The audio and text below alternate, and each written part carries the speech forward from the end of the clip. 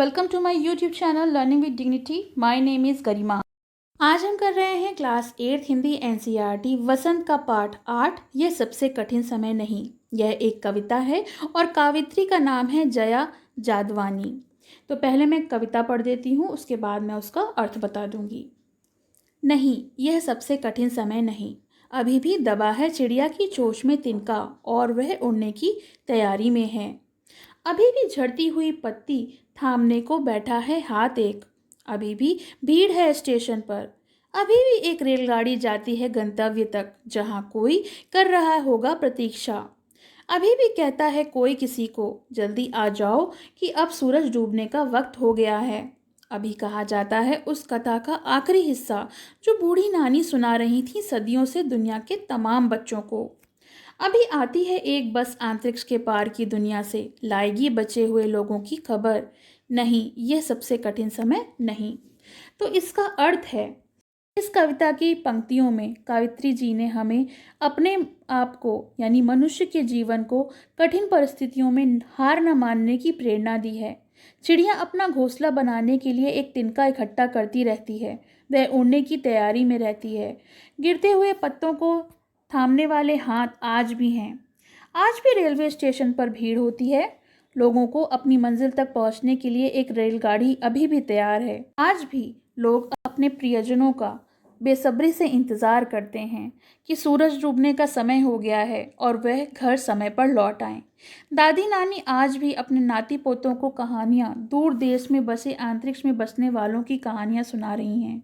अभी भी संसार गतिशीलता जारी है, अतः निराश होने की ज़रूरत नहीं।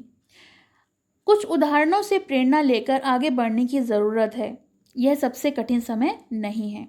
तो चलिए इसके प्रश्नोत्तर देख लेते हैं पाठ से। पहला प्रश्न है, यह कठिन समय नहीं है। यह बताने के लिए कविता में कौन कौन से तर्क प्रस्तुत किए गए हैं स्पष्ट कीजिए। तो उत्तर है, कवित्री ने प्रस्तुत कविता में लोगों की आशावान बनने की प्रेरणा दी है। उसके कई उदाहरणों से ये बताया है कि ये सबसे कठिन समय नहीं है। पहला, चिड़िया अभी भी अपना घोंसला बनाने के लिए तिनका लेकर उड़ रही है। गिरती हुई पत्ती को थामने के लिए हाथ बैठे हैं।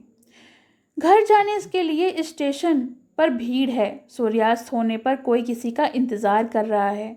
नानी दादी आज भी अंतरिक्ष के पार बसे हुए लोगों की कहानियां सुना रही हैं। कहने का अर्थ यह है कि आशा की किरण अभी भी बची हुई है। प्रश्न 2, चिड़िया चोंच में तिनका दबाकर उड़ने की तैयारी में क्यों है? वह तिनकों का क्या करती होगी? लिखिए।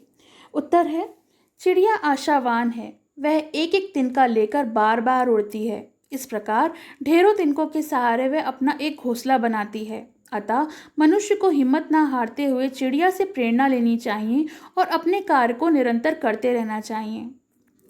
प्रश्न 3, कविता में कई बार अभी भी का प्रयोग करके बात रखी गई है। अभी भी का प्रयोग करते हुए 3 वाक्य बनाइए। देखिए उनमें लगातार, निरंतर, बिना रुके चलने वाले किसी कार्य का भाव निकल रहा है या नहीं।